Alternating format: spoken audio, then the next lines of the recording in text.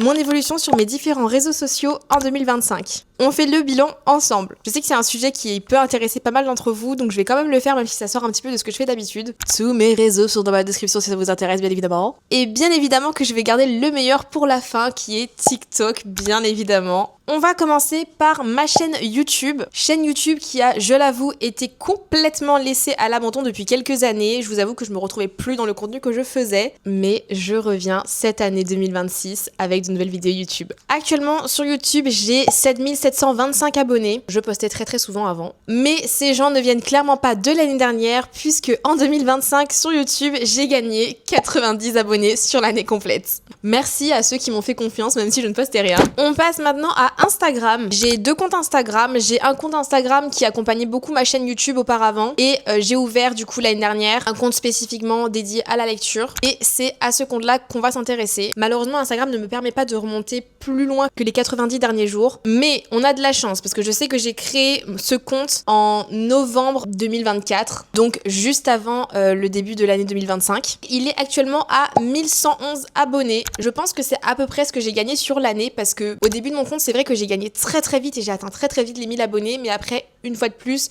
je me suis moins occupée de ce compte-là que de mon compte TikTok. Avoir plusieurs réseaux, c'est très compliqué quand on travaille à côté. Donc, on va dire que j'ai gagné à peu près 1000 abonnés en un an. Et pour finir, TikTok, qui a vraiment une place spéciale dans mon cœur parce que clairement, je me retrouve tellement sur cette plateforme maintenant. Enfin, du moins dans ce que je fais sur cette plateforme parce que sur la plateforme elle-même, bon, voilà. Sur TikTok, j'ai actuellement 7666 followers. Eh ben 67, ça vient de passer à 1 de plus.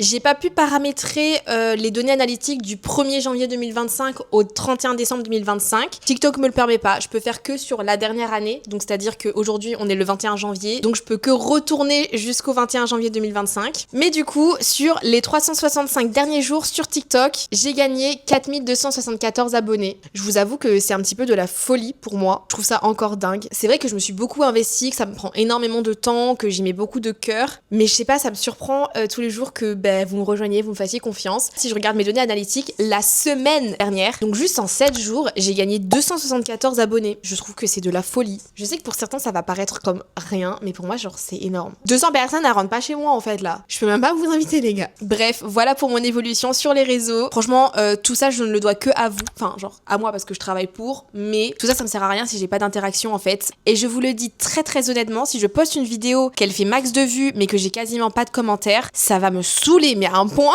parce que je serais contente d'avoir des vues, mais en fait ça m'intéresse pas si j'interagis pas avec vous. Pour moi c'est et ça restera le but principal des réseaux sociaux et de mes réseaux sociaux en tout cas. Donc voilà, merci d'être là.